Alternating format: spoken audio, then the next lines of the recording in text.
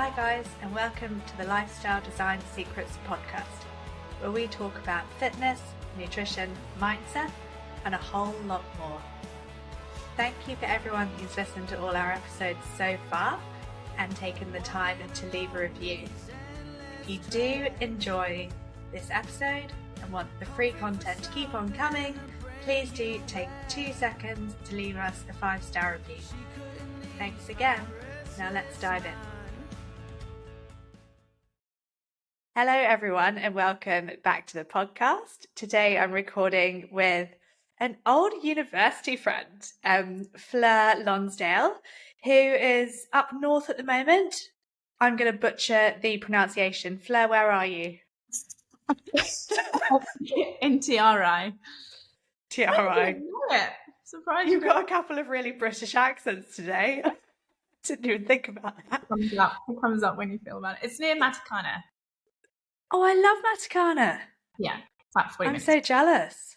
And Omaha Beach? Yeah. Well, it's a little bit further north than that, like Mangawai. Oh, yeah, I know that too. Yeah. So it's kind Sweet. of What's the weather like up there? Let's get really British. all over the place. We went for a walk this morning and it was really nice, and then it started pissing it down, and then we got home and then it just had torrential downpour, and now it's sunny, so who knows? Who knows? At least New it's Zealand sunny weather, now. I think. Yeah. And people complain about the British weather. Yeah, it rains enough here, I think. It does. It's a bit of a...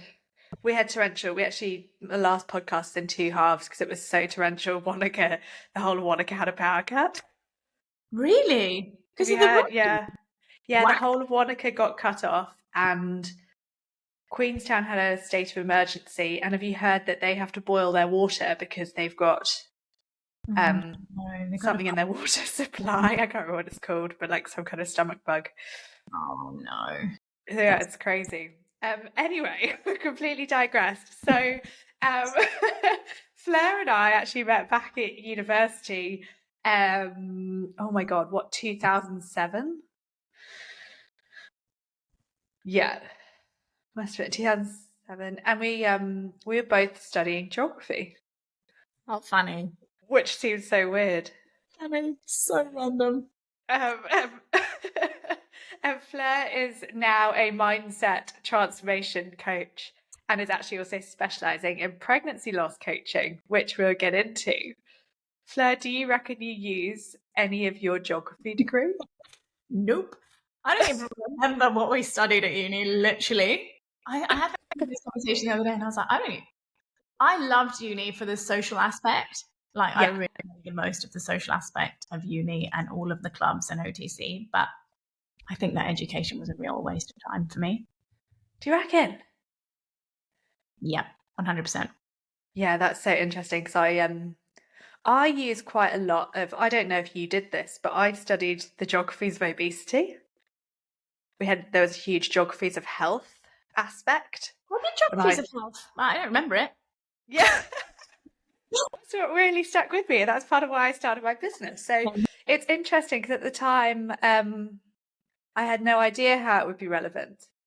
But that is one aspect. Yeah, so our proximity... to health, to be fair, as well. So yeah. I just did that subconsciously and I didn't realise. Yeah, but you would agree with me. Like what I remember studying, our proximity to fast food outlets and our food security. So your access to fresh fruit, vegetables, things like that versus fast food has a direct impact on your likelihood of being obese or healthy. And so we were just touching on this before I pressed record. How was your health at uni? Because I feel like you were far healthier than me, but maybe not. I don't think there was a huge focus there. But then again, I was part of the OTC, so I was training really hard. So for everyone who doesn't know... Yeah, the OTC is the officer training course. So I was essentially training to be an officer in the army. So I already worked for the army when I was at uni, but I joined the officer training corps. More so for fun, but also because I did actually think I'd go into the army after uni.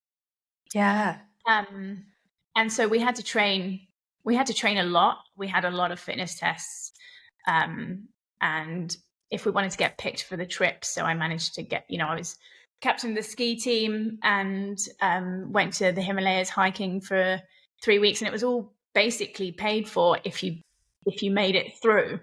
And so a lot of my aims was to get through. And so I really did, like, if I wasn't sort of in a lecture, I was training, but I didn't know or really understand nutrition then, because you don't learn that in the army.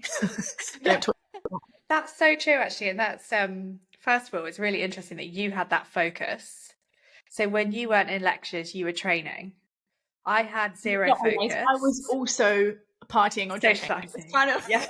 So when I wasn't in lectures, I was downing vodka orange by the pint. Yeah. I mean, I was there too. Maybe, I don't know. I definitely didn't hold back. Let's put it that way. I was like, party hard, go hard. Plus, you don't get hangovers then, so it doesn't really matter, right? You just get up and go. Oh, yeah, it's so true. And like you said, the army doesn't really focus on nutrition.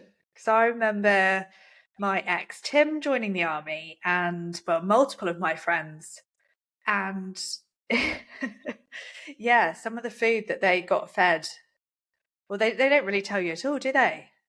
And yet you're measured on your performance constantly. Yeah. But they don't give you any nutrition advice. It's quite weird. It's really weird. Like, knowing what I know now, it's very bizarre that there's no nutrition focus for them. Yeah, it's really strange. I'm not sure why, but no. Plus you get fed.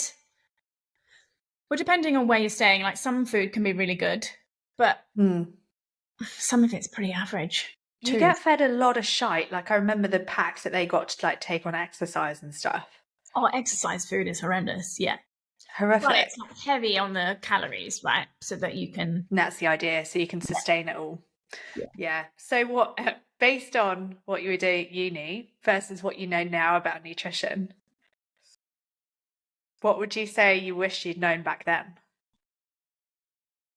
I mean, I believe that everything, like, you go through the moments of your life for the moments of your life, right? Like, I only got into nutrition when I moved, because after uni I went and lived in France, and I hung out, like, all my best mates were boys, and we used to just ski all day, and then we'd come back and just, like, eat burgers or eat baguettes filled with fries, and it was just like, just eat, like, you're just so hungry because you've been moving all day. Yeah, because you've been full on hiking up mountains and skiing crazy lines. And then it was only when I moved to Canada, when I actually decided that I wanted to compete in the Freeride World Tour, that I was like, I actually really need to, like, work on my strength fitness and my cardio fitness, that it's not just, I'm not just skiing every day.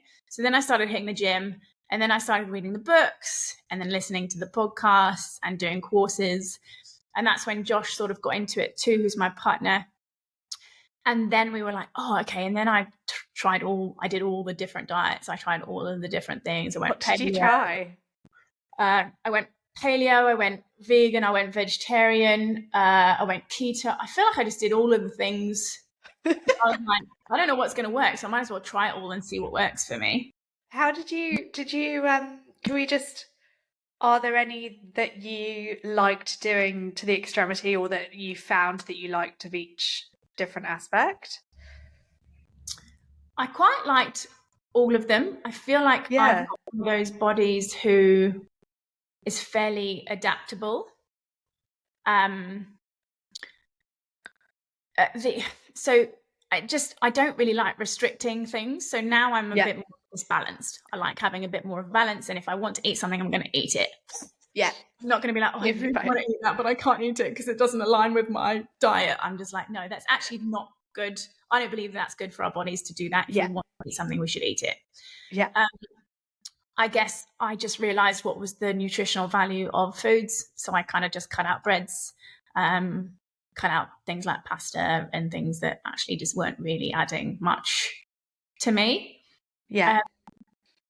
And pretty much just stayed on that track since then. So I just essentially just cleaned up my diet and went from eating really quite horrendous bad food to... Tell me what you used to eat, because it sounds quite similar to me. I actually, just in France, we had this burger place that made baguettes and filled the baguettes with burgers and fries. Oh And my it was God. our thing after a big day that we'd go and get that. And it's so good. It's Sounds so so good. good. Now I think about it, I'm like, oh my God, I can't believe that I did that to myself. Quite a lot. Like, not every day, because I worked Yeah. in the restaurant industry then, so I used to get fed at work.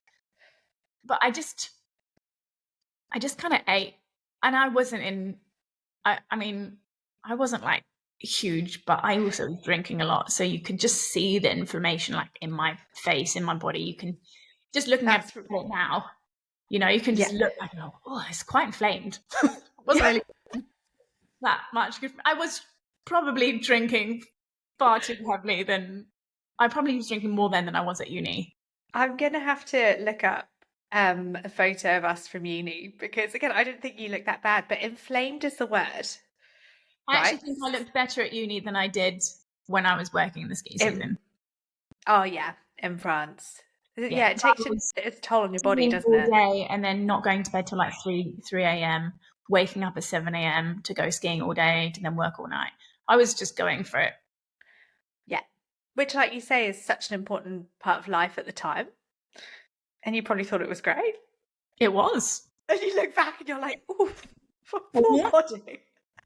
Yeah, it's just one of those things where you just have a different part of your life and you're like, actually, I don't need to keep doing that's really not doing me any favors. But are you so glad you did it? Yeah. There's a really good, oh, his name's George something. I'm going to butcher it if I try to remember it. But he's talking about there is a time in life for everything. Yeah. So like actually, yeah, don't save going and doing a ski season until you're in your 80s. It's just not going to work. Like not even until you're in your mid 30s. You know, just do it as soon as possible when you can, when you've got no responsibilities, when you don't really have enough money to be doing it. But you'll be glad you did. Yeah, and I'm thankful that I have brothers and sisters who are older than me, who all sort of just went straight into working in banks in London, and they were like, "Fleur, do not do what we did. Yeah. Live your life and do what you want." And I was like, "Okay, see ya." Off I go. Oh, That's so lucky that you did that. You had that influence as well, because I was probably, my mum was like, go travel, do stuff. And I was always like, no, but then I won't have a career. And it's the pressure put on women. And this will make you laugh now. But I thought I had to be I was late to the fit and healthy game, let's be honest. But that I had to have a good job, like a smart job, like a cool job, maybe. So that I would find like nice friends, a nice man, so that we would buy a house, get married, and have babies. But also that I had to be super independent throughout that. And so I needed a career that, would probably pay me amazing maternity leave and then, allow me to go on nice holidays. I did not for an instant think that there could be this kind of life where you could work and have pleasure during the day rather than doing a 9 to 5 or 6, which I'd say we're probably both doing now. And I should give you guys a little bit of an introduction to, well, last time I saw Fleur, we were in Auckland and I had the most corporate job. Before your 30th birthday, I saw you in Auckland and I just started working for an insurance company. oh yeah. Oh, it was a travel insurance company. The team was epic and it was by the beach. So I used to kick my heels off and go for a walk along Takapuna Beach every day. But I would then go back to an office, an international office of our team from Brazil, Croatia, various parts of Asia, England, France, arguing about various different rules in a policy wording. And it was so far removed from like real life. It was so bizarre.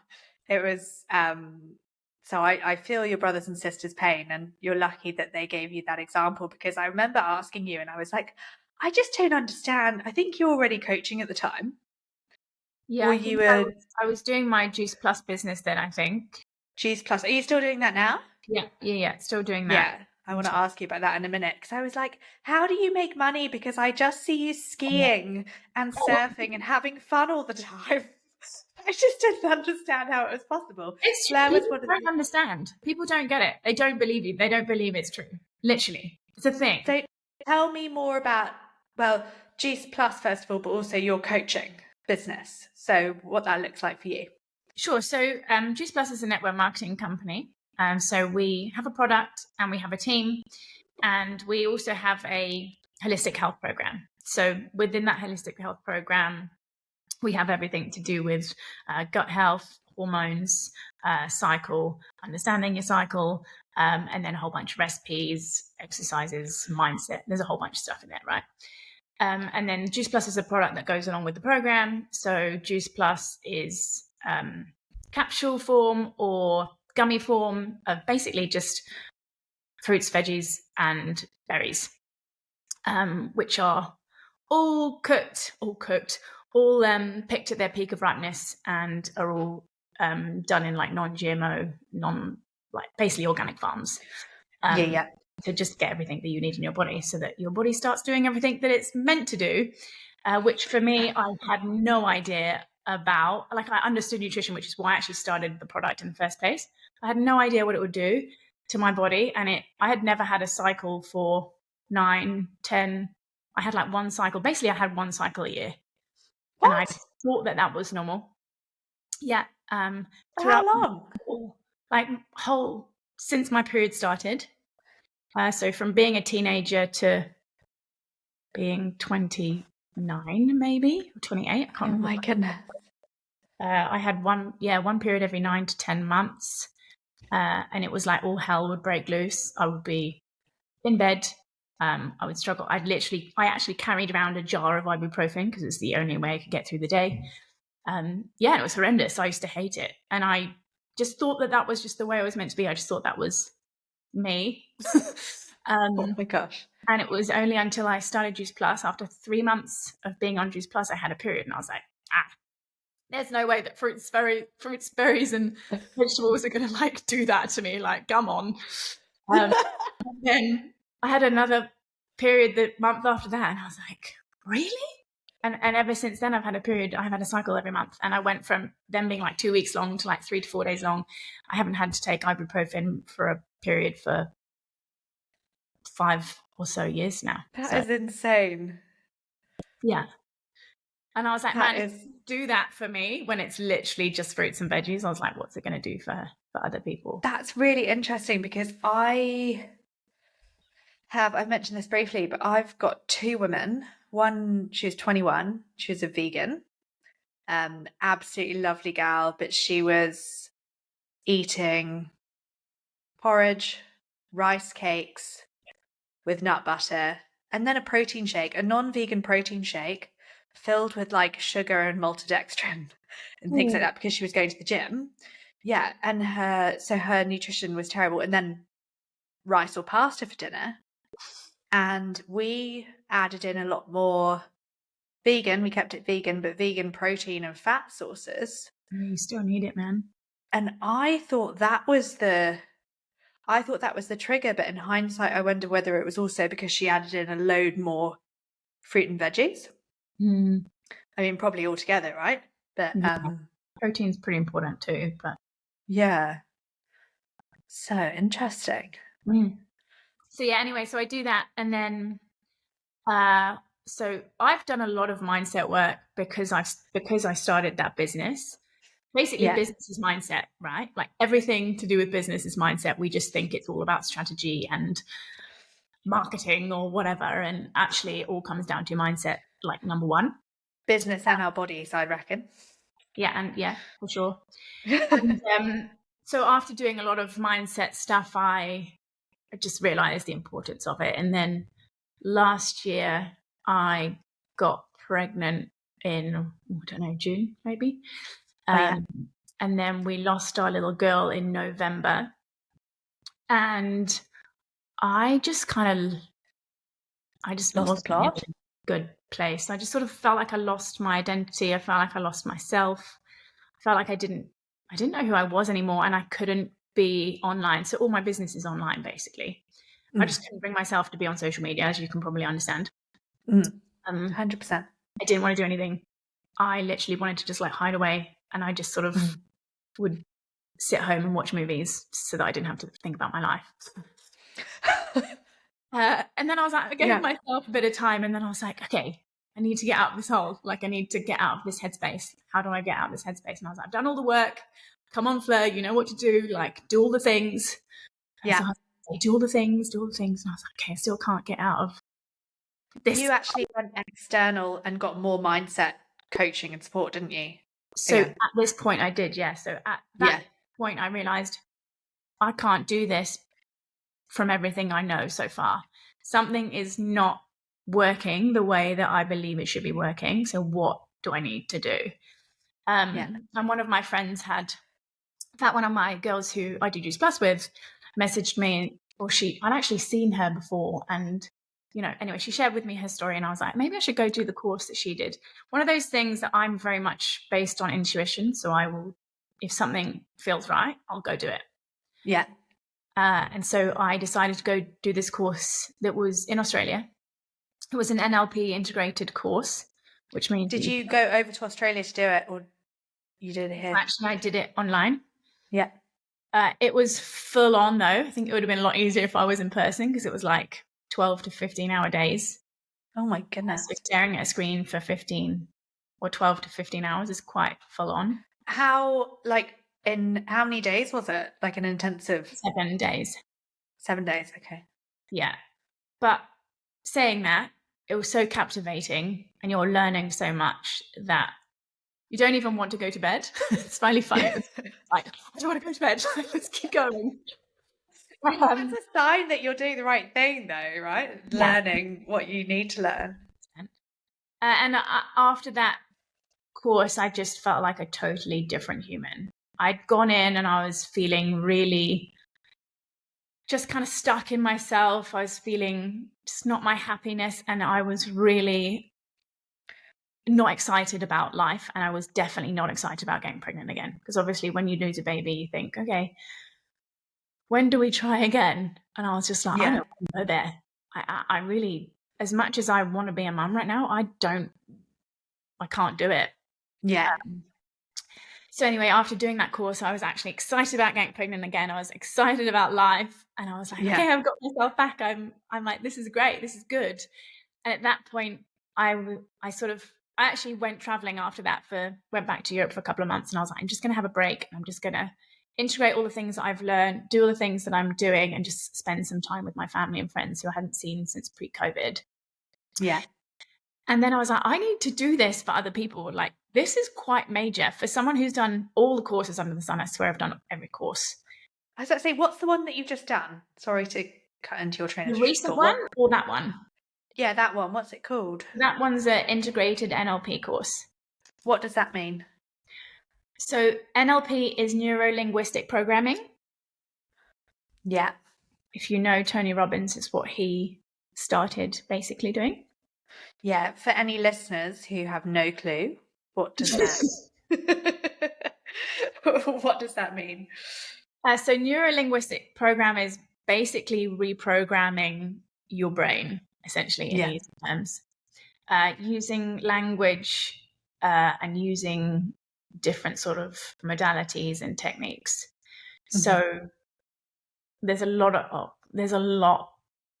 involved. There's a lot of different things that you can do with clients.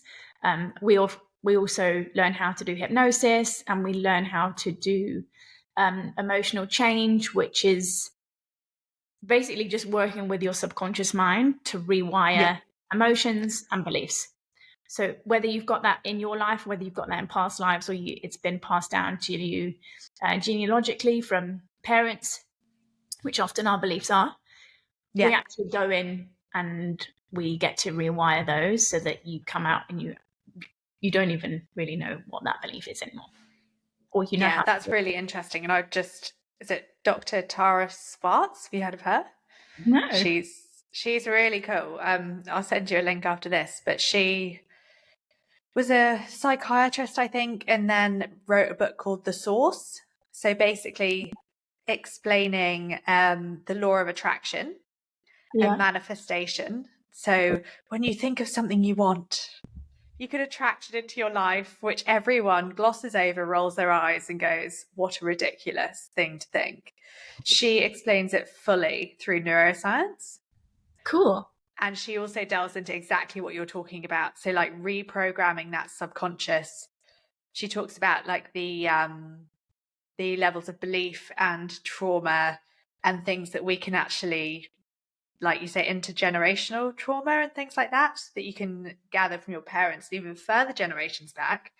And I was having a chat to my mum recently, and she was, they were like the power parents that like it's really trendy to be busy. And you had to be busy because it was, really uncool to not be a real flustered mum. When my mum was a parent. I remember that being a thing. Okay, I thought that was now. Maybe it was, well, it is in New Zealand, I reckon, but that a London thing for sure. But she was like, I worked up until the day I gave birth, cycling to central London and working as a PA in a law firm.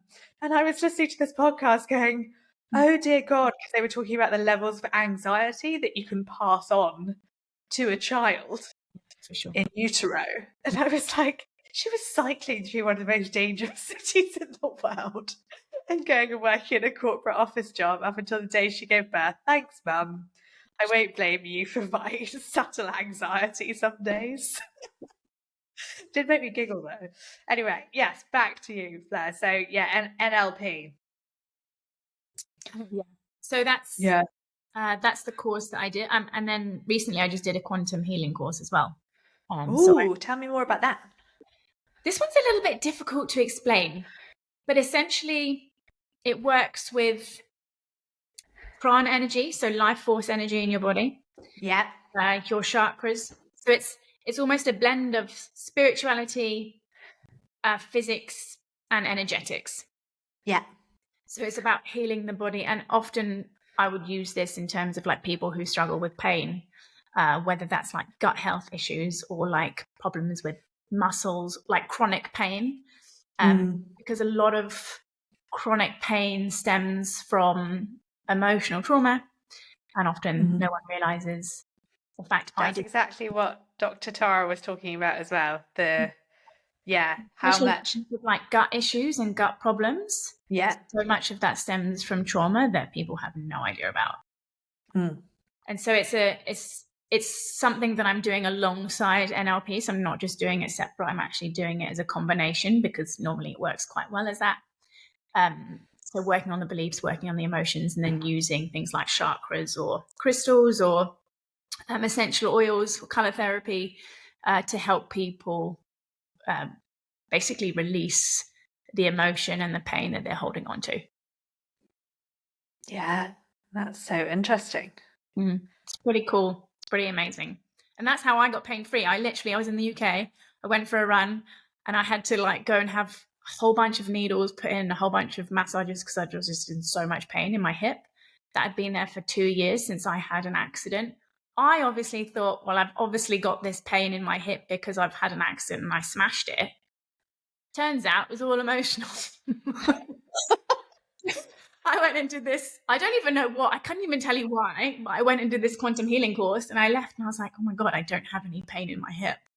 And I said to Josh, I was like, Josh, I'm going to go for a run. He was like, don't do it. I can't deal with you not being able to walk again. I was like, I think it's going to be okay. It's like, no. And I was like, I'm going. And I've been able to run like over 10K a week since then. It's just amazing. It really is quite incredible. Very cool. So I imagine it's really hard for some people to fathom. It's very hard. Because to be honest, it's even hard for me to fathom, to be honest. Yeah. I think so. And I was supposed to give people a couple of like micro examples of where I've probably felt this. So it's marathon training, which is obviously physical, but a huge amount of pain and aching in my hips. But also randomly my shoulders.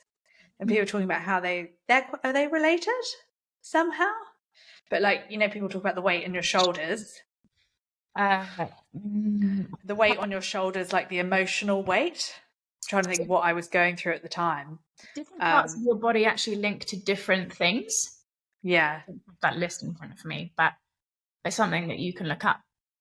But Yeah. so it actually stems back to something that would have happened like 6 months previous to when the pain actually happened. So although you're like, oh, I'm running and it's hurt me, it's actually nothing to do with you running. It's actually something happened 6 months previous to that actually happened. Anyway, it's really crazy. But whatever happened, if you can think 6 months ago, what happened? I'm literally working with someone at the moment who started having serious issues literally 6 months after she had a whole issue with her relationship, but has absolutely no idea. And still now, even though I'm sort of talking her through it, still is like, no.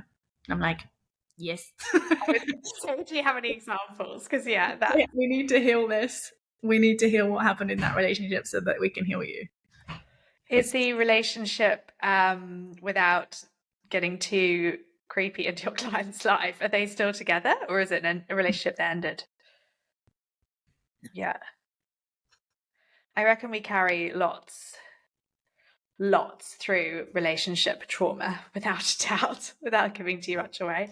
I think also it's one of those things why I wanted to get into helping women with pregnancy loss, because if you're carrying all that trauma of losing a pregnancy or any trauma actually in your life through a next pregnancy, like your baby then has to carry all of that with you.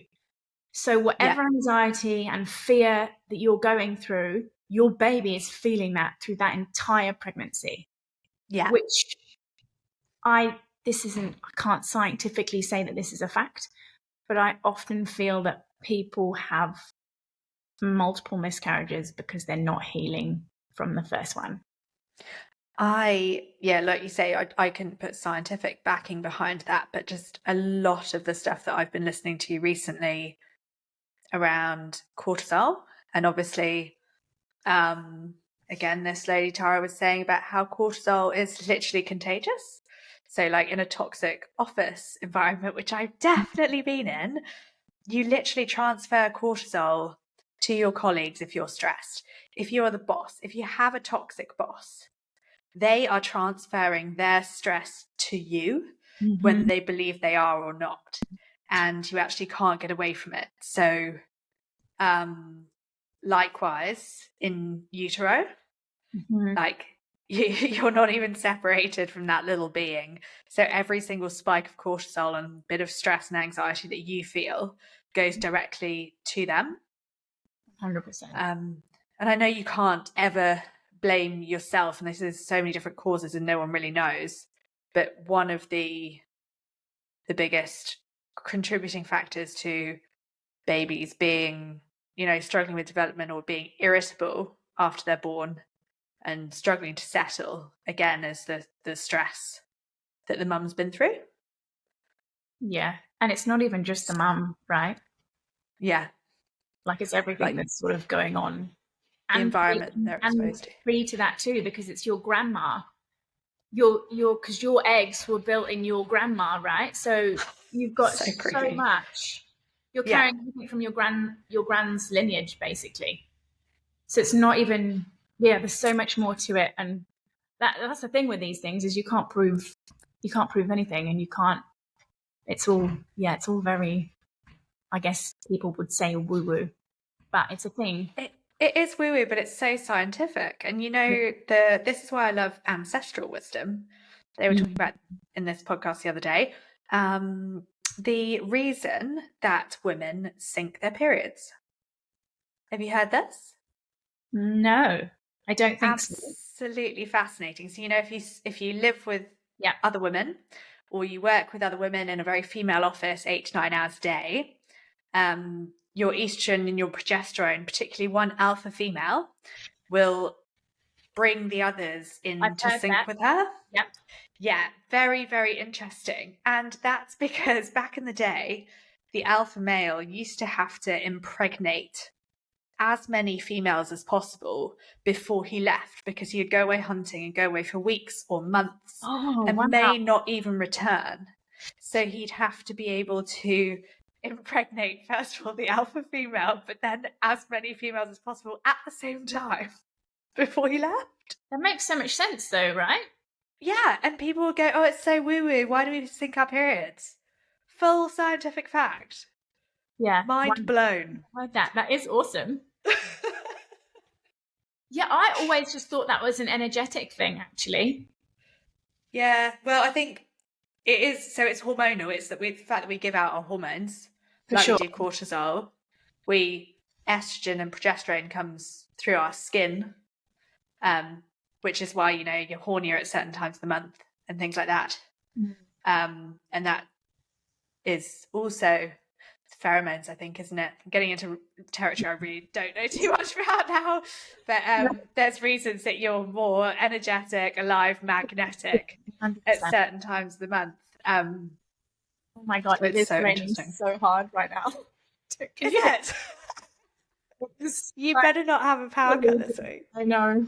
In case my internet just decides to drop. It looks so sunny on your face, and mine, it's quite sunny outside. It's my light.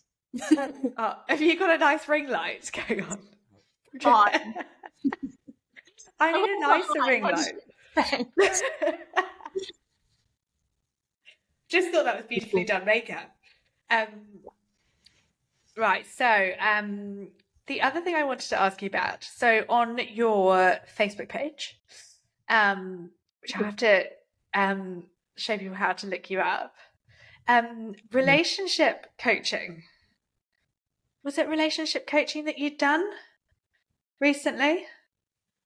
I did a live about relationships. Yes, tell me more. Definitely 3 steps to improving your relationships. Did you watch the live? I'm guessing not, because otherwise. No. Sorry. No. Oh, okay. So I had this really interesting chat with Josh. So Josh works online too. My partner Josh works online. And tell us a little bit about what Josh does. So Josh runs a men's coaching company called, I'm going to say actually, it's called the Uncommon Man Project. Oh, I like it. Rebranded. So it's called the Uncommon Man Project. And he coaches men, especially business owners and entrepreneurs, how to basically up-level their performance in every area of their life. Mm-hmm. And they run events in Australia. And obviously we're having that event in Queenstown in November for the clients to come together, and they learn a whole heap of stuff and just bring themselves together. And so because we both work online, we go for coffee and we have chats and we talk about different business ideas and marketing ideas and messaging and whatever. And anyway, we went for coffee, and it was just one of those times where you're kind of just in the zone and this stuff and he's very spiritual. So he just receives these messages about things. And he literally this morning was like, oh, I think our new daughter, I think our new girl just came in to our life last night. I saw her in one of my dreams, and I was like, okay, we're having a girl then. You had it again? No. Oh, okay. But we were thinking about trying this month, so we'll see. Okay, I'm excited. Yeah. So, just TMI for some of you who were listening. Probably all these messages what? Anyway. No, I love it. So he gets a lot of messages, and he gets these things, and then he has these ideas. And we just started having this conversation because a lot of my clients have been coming to me, and I'm getting this theme of not feeling secure and not feeling safe. And a lot of that stems within relationships, right? So a male and female relationship, or female or male, whichever. Yeah. There's normally one person, and normally it's the female, who wants to feel secure and wants to feel safe. Mm-hmm. And the man's job, as you could put it, is to help that woman feel safe and secure, right? Yeah. So that backs in the day of going to find the food for the family and looking after the village or whatever. Yeah. And so a lot of this stems back to potential father figures not feeling safe, maybe in their home. There can be other stuff like bullying and things that can come in to that as well. So anyway, I was talking to him about safety and security, and he was saying, yeah, but we have this huge boss babe era where the women are like, oh, I'm going to go earn the money. I'm going to retire my husband. I'm going to do the work. And he's like, this is really playing with men's values. Yeah. And because I've worked a lot with Juice Plus, and in Juice Plus, we help people make an extra income. We help them make their income so that they don't have to go to work or whatever it is. And a lot of them are like, yeah, I'm gonna be the breadwinner. I'm gonna be the one who earns all the money. And I'm like, whoa, like calm it down, because actually a man's value comes from being able to hold the family, To support and keep you safe to a certain extent. keep you safe. Now, whether that's the reason why we don't feel safe and we don't feel secure, that we want to go make our own money and we want to make sure that we have things because maybe we think, oh, I don't know, maybe I'm not safe. What if my partner leaves me? What if I'm left as a single mum? Or what if I need to fend for myself? I need to prepare for that, right? Mm-hmm. And as soon as we do that, then the man's like, oh, well, I don't have a purpose here. I'm not needed. Why am I even in this relationship? And so there's this whole big thing. And actually, it happens quite a lot that men don't it's a bit difficult to explain, but women want to grow, women want to evolve, and they want to learn. And they're far more open to that, especially in New Zealand, I believe. Yeah. Whereas the men are just like, I'm just going to keep doing what I'm doing, and this is the way life's going to be, and this is what it is. And what are you doing growing? Like, why are you changing? Well, this isn't how it started. Yeah. And so my life was all about actually falling in love with that person's soul rather than what the idea of that person is, whatever that is. Because when you fall in love with the person's soul, then you grow as a team. But also for a woman to be able to communicate what makes her feel safe, what makes her feel secure to her husband, and let him do that, and let him figure out what that value is for him and what he needs to also feel secure. Because if a man can also not feel safe and secure, even if he's making all the money, this is coming back down to money. Yeah. If he's making all the money, but his wife is then also making a whole bunch of money, and then he's like, well, my wife can just leave me because she doesn't need me anymore. Yeah. That's my value. And so the live was basically just about, one, being really aware of what's going on for you so that you can understand how you're feeling, but being open in your communication to your partner for what it is that you want, for what you want them to hold, and for them to understand why it is that you want what you want, and that it's nothing to do with what they're doing. And a lot of it comes down to communication, right? Like, we know that. Fleur, you're preaching to the choir, and I'm sitting here like being like real uncomfortable.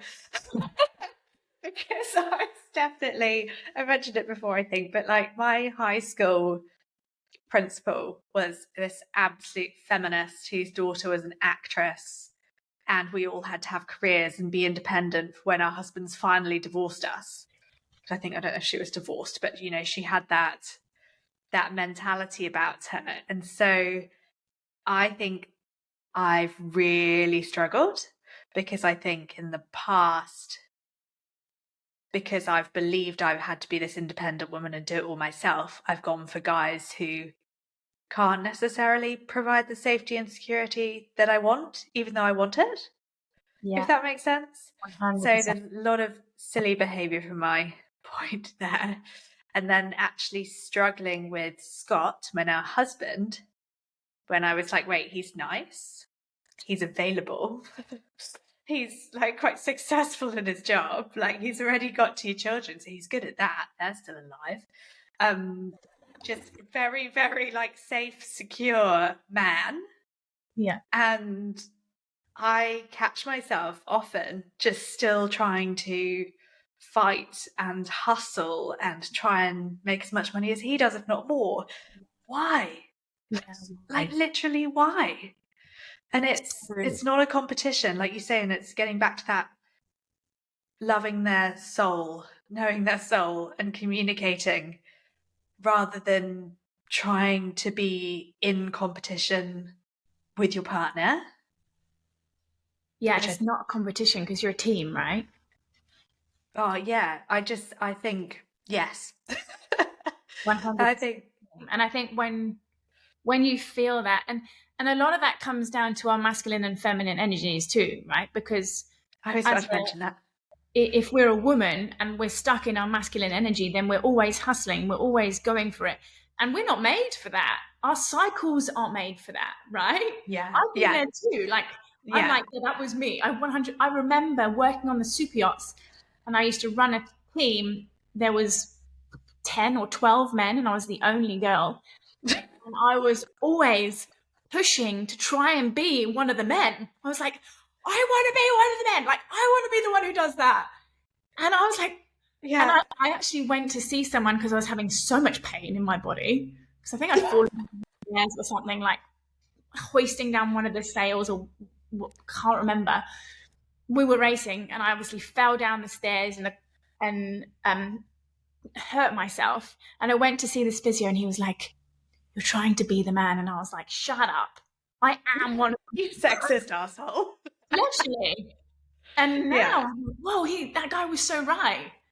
But he Yeah. did not say it in the way that I needed to hear it at all. Like, he was just like, "You're just trying to be a man." I was like, "I'm not trying to be a man." I'm But like, even, well, "Tell it's me." probably a language barrier, but even now, Yeah, you would probably be like, you have a point. But from where you were at that point, you're yeah. probably like, what do you mean? But I totally was. I was like, fully, I was like, no, I am one of the men. Like, I know more about this than they do. And, Yeah. one of those, it's just ego, really. But a lot of that is we've been like pushed into this masculine energy of you have to have that high flying career. You shouldn't have, like, you can either be a mom or you gotta have a career. You can't have both. Like, you can't do it all. And there's so much stuff that we are just carrying around as women, and then the men have to then carry all of that around for us when they could actually just be doing what they want to be doing, and we could just be receiving and asking for what we want and receiving from our men and loving our men and letting them look after us. I think, I think women listening to this, it's mostly women, will be very, very open to this. But I'm sure there might be some feminists somewhere screaming. Because if someone had said what you just said to me, like, let the man look after you, lean into it, I would have probably had an absolute panic attack and gone, no thanks. But it does come back to being safe and secure, because again, another story I've told, I was being the man, head of marketing, luxury villa company in Queenstown, like leaving the house at 6:30 a.m. to go to the gym and then go to my corporate job all day, and then coming home after Scott, he'd usually cook dinner. But huge, not role reversal. He still had a very successful business, but I was out there hustling in my masculine 6:30 till 6:30, and I would get home and usually crumble, but also usually like reach for a margarita immediately because I'd been so stressed. And then with COVID, lost my job. And in hindsight, That. yeah. So last time I saw you, I was working with a corporate insurance company. I knew that you were doing your luxury villa marketing stuff. I didn't realize. Yeah. Okay. So we were working in, again, sorry to anyone who's heard this story, but it's quite fascinating.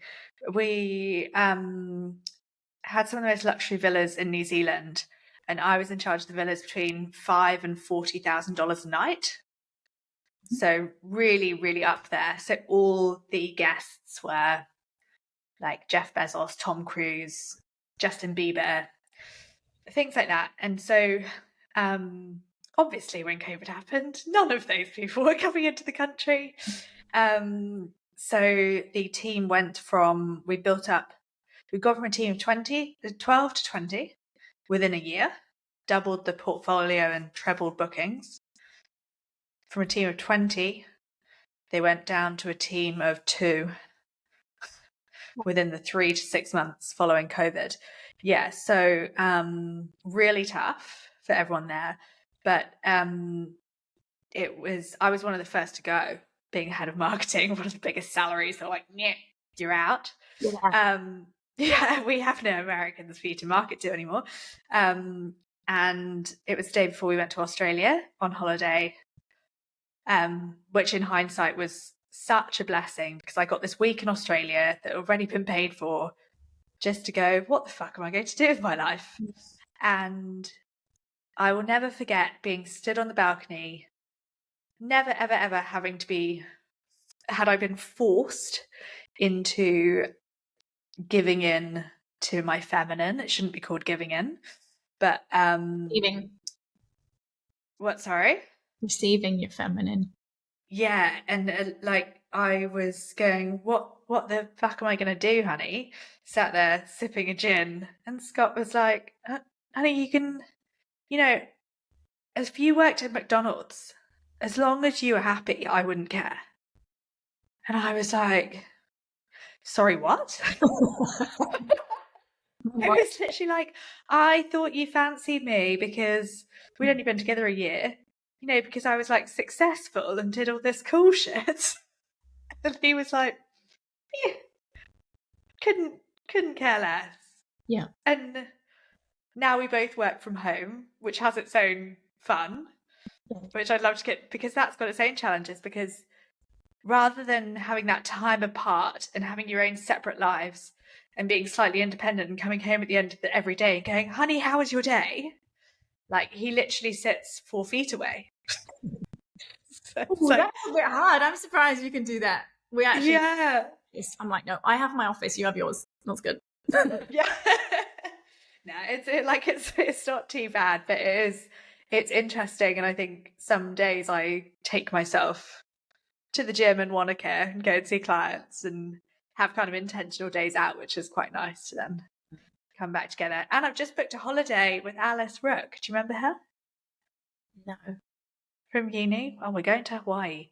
So Yay! I know. Yeah, but so a bit of time apart. But anyway, sorry, totally digressed. But yeah, very interesting how so many of us get stuck in this horrible, get stuck in the masculine. I hear it from a lot of women. Yeah. They don't know it, if that makes sense. Yeah. I didn't know it either. And one of the bits that I had when I was coaching, when I did the coaching course with NLP, and because our little girl had Turner syndrome is when you're lacking I think it's the X chromosome that you're lacking. So essentially it makes it that only girls can be born because they don't have the chromosome that you need for a boy, whatever. Yeah. It also means that they're born and they don't have ovaries, they don't have reproductive systems, they don't have Wow. they don't have like hormones, so they'd be born and they wouldn't necessarily grow breasts, or they wouldn't obviously be able to have kids. So there's a whole load of stuff to it. Anyway, the coach that I had, who's Elizabeth Ann Walker, if anyone is interested in NLP, please send me a message and I can put you in touch with her. She's amazing. Yeah. I'm intrigued. She sort of said, do you think that there was part of your feminine that you were missing because your baby was missing the feminine chromosome? So what is it that you're lacking in your feminine, or you're not receiving in your feminine? I was just like, real slap in the face. oh, mate, that's really hard. Yeah. And I think I'm very open, so I'm very open to being told the things that I need to hear. But I was just like, oh, that feels like that's like a real punch in the gut, because you're like, did I do that? And obviously, no, scientifically no, but it's interesting. There's energetically something that you have to learn from that, right? So I was like, okay, so where am I lacking in my feminine energy, or what am I not receiving? And I sort of had these huge things, and I was like, man, okay, I'm not in my feminine at all. I've been hustling for years. I've been fully in my masculine. I don't even have any creativity in me because I don't even know what that is anymore. And no, I don't go dancing, and I don't do art, and I don't put loads of smelly things on me. Or I don't spend time doing my hair because normally I can't be bothered because I've got too much to do. And I was like, man, where am I? Can I just say, okay, I want to know how you overcame this, but do you struggle with this in New Zealand? Because Quickly? what, sorry? Struggle with what specifically? And maybe not New Zealand, but even in Auckland, when I was getting dressed up to go to a corporate job, wearing stilettos and making myself look pretty, and wearing girly gym kit, and you're out and about in a city and you feel seen. In Cromwell, I have probably weeks at a time where I wear only activewear. It's a real struggle, like with working not online. I do a lot of stuff in person as well, but it's not having the need to get dressed up and go out and be I suppose be seen in that kind of social environment. That's another geography thing, like consumption spaces. So hedonistic spaces where you go out to like pubs and bars, but also social spaces where you go out to people watch, but you also go out to see other people and be seen by people, not be seen in a vain kind of way, but like be seen by the world. Does that make sense? It does, but I'm not sure what your question is. So, do you sometimes feel a little bit invisible? And so not so like it's not worth putting in the feminine energy? Okay. Or is that just me? They're two different things. Yeah. Feeling invisible is a choice. Yes. I think if you feel awesome in workout clothes, then wearing workout clothes is totally cool. I mean, I do. I'm My learning. workout clothes because I love being comfortable, and I did not decide to work from home to wear a 3-piece suit and be like, right? So true. Yeah. So I think the first off is you've got to feel really comfortable in your own skin. If you feel better if you dress up and do your hair, then do it. But there's moments, right? Like if I'm doing some content or some filming or I'm presenting, I'm going to make myself look nicer. I'm going to do my hair. I'm going to do my makeup. But I'm not someone who feels that the need to wear makeup to feel pretty. Yeah. I still feel pretty if I don't wear makeup. I still feel pretty if I don't do my hair. But if you're someone who doesn't, it's a belief that you need to work on more than. I was about to say, I was like, I probably need to. It's probably the Londoner in me who's like, I love activewear. I literally live in it. Like you said, it's so comfortable. But deep down, there's some kind of feeling of failure or being not enough because I'm not dressed a certain way. Does that make sense? Yeah, and it's all a belief. Yeah. It comes down to a belief, and it all comes down to a moment in your life or your parents' lives where you felt that you had to do something in order to be seen. Yeah. You're making me realize how much work I need to do. But so Fleur, how did you overcome everything we've just been talking about and like get more into your feminine energy? Is that the right way of putting it? Yeah. So for me, a lot of it comes down to just like touching your skin, say self-touch. I've heard a lot about this. Masturbation or anything. I'm literally talking about like you're in the shower and you're like feeling your skin and you're like, oh, you're present in your body.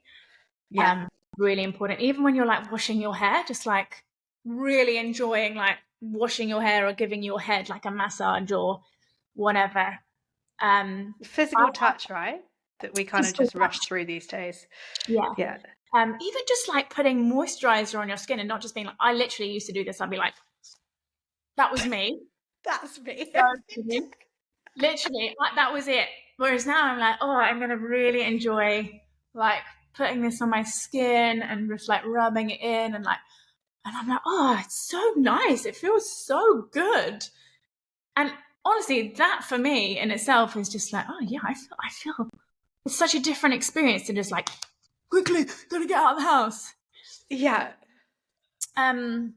It's doing, actually, you've hit on a really good point. It's doing everything in a hurry. It's very masculine. Yeah. Yeah. And slowing down. Being present is a big part of it. So for me, going for a walk out in nature and just enjoying nature is really important. I used to go for a walk to get my steps in. Be like, I've got to go for a walk. I've got to walk the dogs. I've got to get my 10,000 steps in. That's my aim. Whereas Yeah. now it's like, I've got to go for a walk so that I can enjoy being outside, so I can enjoy nature, so I can enjoy walking because I'm so blessed to be able to walk. Right? You're right. You're at a higher level than me, but it's definitely gone from getting my steps into just mental health and time away from a screen. Yeah. Yeah, especially. Yeah, and appreciation of nature. You can feel the difference in your body. Yeah. There And was just spending time, just a bit of time on yourself. Yeah. We're investing in yourself, right? Yeah. Yeah. And it's the same, like you know this with like nutrition. It's the same with like, how much self-love are you giving yourself? Like, what are you feeding yourself? Because if you really love yourself and you're going to go and eat something or drink a whole bottle of vodka, even though you know that that's really detrimental to your body, you're not showing yourself that you love yourself, right? So choose something that you feel good about, because if you're trying to be better and you're doing something that's completely out of alignment, then you're actually causing real conflict within your body that's going to cause a negative impact, because you're also then showing yourself that you're proving to yourself that you can't do something that you want to do. You're not taking it right. So immediately negative feedback, you can't do what you said you're going to do. Yeah. It's a James Clear thing, right? Make your bed and you've done one thing that you said you're going to do.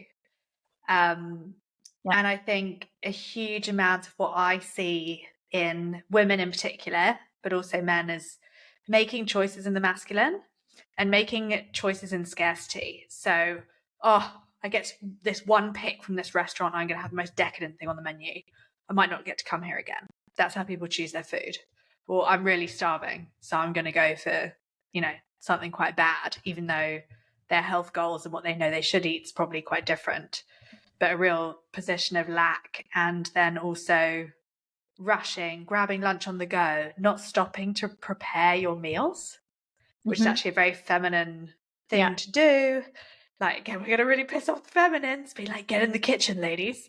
But actually, when food is prepared with love for yourself and your family, I was doing a really deep dive in writing the other day about how long food takes versus how good it is for you, right? So to give people a really, really stark contrast, and sorry, Flo, it just ticked over an hour.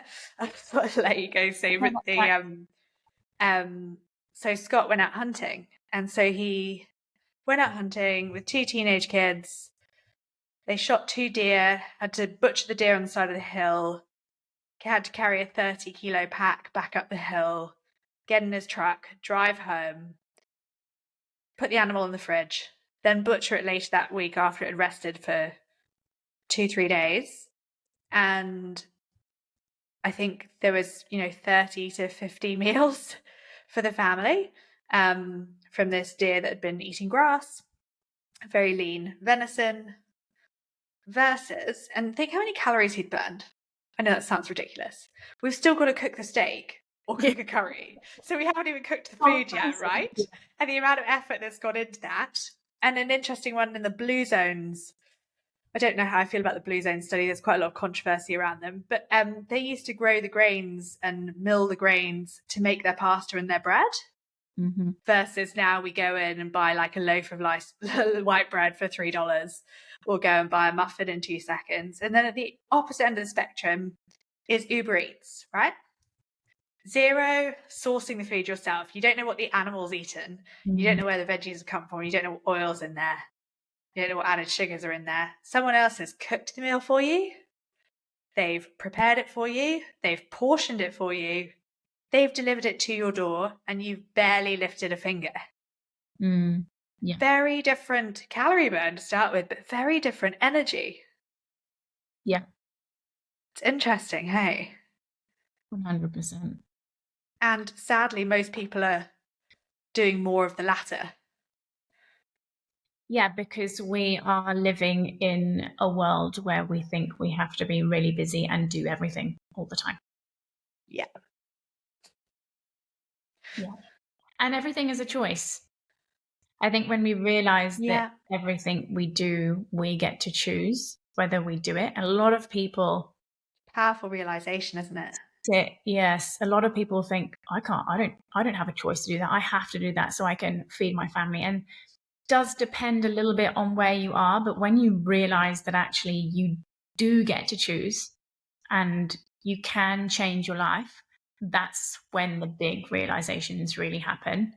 It's when you're stuck in, I can't do anything to change this and I'm powerless. And powerless is a huge belief that a lot of people hold. Yeah. That stems from a lot of genealogical stuff too. It can be really detrimental to your life, for sure. Being in slight victim mode, sort of. Yeah. It's also to do with the environment around us, right? We're not really, let's go with where the geography side of things comes in. It's like, if you don't turn up, turn on, and believe that you've got the power to change things, if you just go through life telling yourself, buying yourself what the supermarket shelves say is healthy, it's like packed full of protein and fiber and low GI, you're probably not going to be in a healthy place. Yeah. And we are marketed so heavily to things that save us time that aren't good for us too. It's quite mad. When you understand marketing, I think, so when you're from a marketing background, you understand marketing and you understand health, you realize how we are not marketed anything healthy. We're actually marketing everything that's unhealthy for us. It's like they're just trying to kill us or something. It's profit, right? So that's so funny you said that, because I get into this quite heavily quite often. If you buy something that has to shout at you that it's healthy, you're just paying someone else's marketing budget. Yeah. If you think about, you're like this, just, it's quite a funny picture. If you just mentally, visually, I want everyone to do this, walk around the supermarket. So you go through the fruit and veg aisle, right? And like maybe past the meats, cold meats or whatever. Now strip away all the packaging. It looks quite the same, right?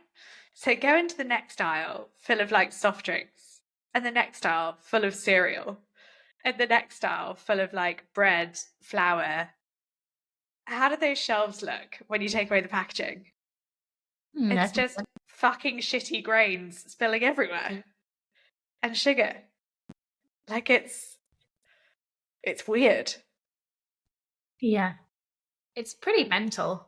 I mean, you hear about the whole farms that they're doing in the States now to create all this fake meat. Oh, don't even. Yeah, let's not go down the rabbit hole, but.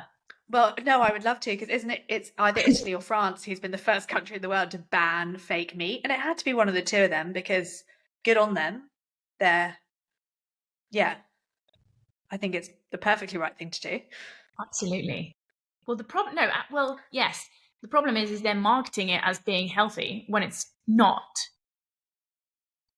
Like, that's the major issue, is they're trying to tell people that this stuff's really good for them when it's filled with stuff that's not good for us. Just because, like, I don't know if you've got what fake meat you're talking about in particularly, but even if they were building it from actual animal DNA or proteins, that animal hasn't used their muscles or been out in the sunshine like an actual animal. So I'm much confused. Yeah. I think just eat fruits and veggies, and if you can grow them yourself, great. If you can't, try and get them from a local produce. And yeah, if you can get good source of meat and potentially organic, then just eat Should be less, sorted. more good stuff. Like, just eat the stuff that's nutritionally high in value rather than filling yourself with stuff that's not. Yeah, that's what we focused on. Usually strip out 30 to 45 teaspoons worth of sugar equivalent in carbohydrates for most people's days when we start. Yeah. Days. Yeah, that's the average. That's crazy.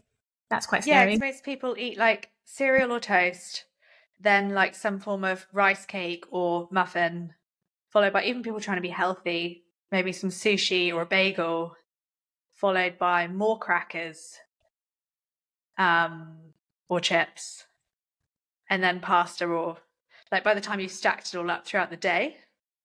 It's quite interesting. Anyway, before we go down any more rabbit holes, we should probably start wrapping it up. So on this podcast, we haven't done the other courses, but we did do a little starter and quite a long, meaty main course. We covered all sorts of stuff. We do a takeaway dessert. After everything we've just talked about. Fleur, what are, based on everything that you've learned recently, everything that you see with clients, or just really your favorite basics, what are some takeaways for people listening to this? Such a difficult question.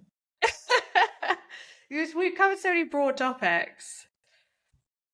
So my first thing that I do with everyone that you can start doing today is get a journal and start writing out the emotions that you feel on that day at specific moments. Okay. So if there's something that happens, if there's something that triggers you, if it's something that your partner does or your children do or whatever at work, write down the emotion that's linked to it and start writing down how you react when that emotion happens. Because our emotions rule the way that we live. Our emotions rule our life. Yeah, when we realize that we actually can control the way that we react to an emotion, we can start to change. Now, the problem is that our emotions are linked to our beliefs. So if we don't work on our beliefs, then our emotions are going to keep happening. But the first thing that we can do is start being aware of actually what's coming up. When we can start being aware of our emotions, we can start being aware of our beliefs, and then we can start to actually work on them. I think that's so powerful because, like I say, you can't control what happens to you in life, but you are 100% in control of how you react to it. Yeah, 100%. It all starts with awareness. It's a bit of a harsh realization for some people, but it is, if you're open to it, the first thing and the first step to do to a better you. I love that. I think that's, if you start that one thing this week, I might need to start doing that. I'm terrible. Do it. I'm quite good at listening to an emotion and I go, and let it go. Ignore it. So, Fleur, things. What, sorry? Ignoring it and letting it go are two very different things. Yeah, very true. I feel like after this chat with Fleur, I need to do some mindset work, maybe some NLP. You know it's come. So, Fleur, where can people find you? So you can find me on Instagram. My name is fleur.shes.unshakeable. I'm on Facebook at Fleur Lonsdale. I do have a website called She's Unshakeable too. Currently, that's just leading you to a masterclass. If you'd like to join me for a masterclass, you can go to that link. And if you're someone who's unfortunately struggled with anything to do with pregnancy loss, I do have a 6-week course. That is a group course that we do together. And it's funny because we really hold an energetic space for everyone within that course. I would just message myself at the moment because I don't have a page up for that one yet because it's just started. So yeah, basically social media is the way forward. Amazing. And I will link to all Fleur's ways you can contact her in the show notes. Fleur, thank you for our chat today. And you're welcome. And I look forward to catching up in November. Yay! Can't wait. Yay! Thank you for listening to this episode of the Lifestyle Design Secrets podcast. If you've enjoyed what you've heard, please do stop and take 2 seconds to subscribe and leave us a review. It means the world to us.